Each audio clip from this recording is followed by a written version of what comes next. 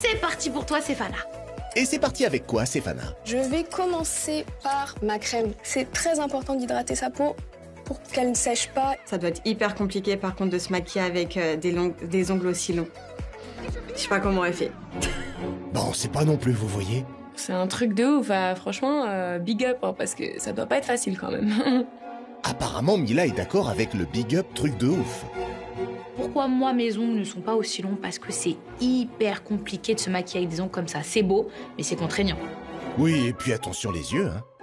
Oh, il y a de la technique, là. J'utilise l'effet vagounette pour bien faire pénétrer le produit dans ma peau. L'effet vagounette. Wow, j'ai jamais entendu ça. Ah, j'adore ce mot, je connaissais pas, vagounette. Je respecte les conseils de Magali. C'est une très très bonne élève.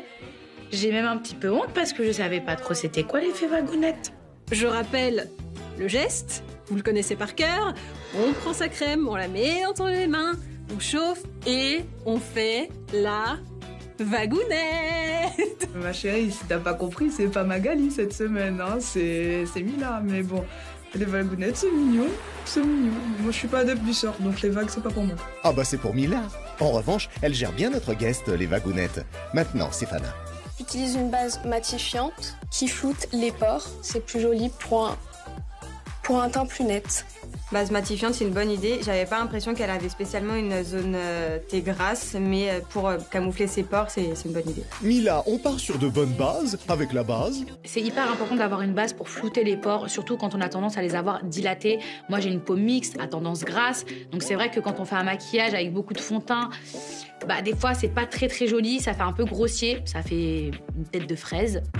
Donc du coup, c'est vrai que c'est important d'avoir ce type de crème. Bon, maintenant qu'on a évité le pire, la tête de fraise, on fait quoi, Stéphana? Je vais passer au fond de teint. Alors moi, j'utilise un fond de teint mat parce que je trouve que c'est beaucoup plus joli. Et pour faire un contouring, c'est plus facile. Les filles, ce fond de teint mat. Là, ça a l'air assez couvrant, c'est bien, oui. Moi, je trouve que c'est pas hygiénique de mettre directement le fond de teint avec la spatule. Parce que sinon, après, ça prolifère trop les bactéries, surtout qu'elle a une peau à problème. Maintenant, c'est son fond de teint à elle le prête pas. Mais c'est vrai que pour éviter toute la prolifération, moi, j'aurais conseillé de le mettre sur le dos de sa main ou sur une petite palette. C'était peut-être pour gagner du temps qu'elle l'a mis direct sur la peau. Déjà 4 minutes écoulées. Léa, vous, ce fond de teint? J'aime beaucoup, je préfère le rendu avec une éponge qu'avec un pinceau, ça fait beaucoup moins de stries et de traits sur le visage. Ah bah on sent qu'elle gère, Stéphana. Elle gère aussi le contouring?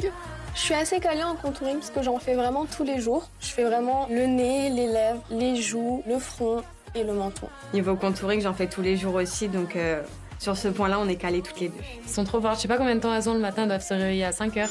Ah bah faut s'offrir pour être belle. Je préfère dormir.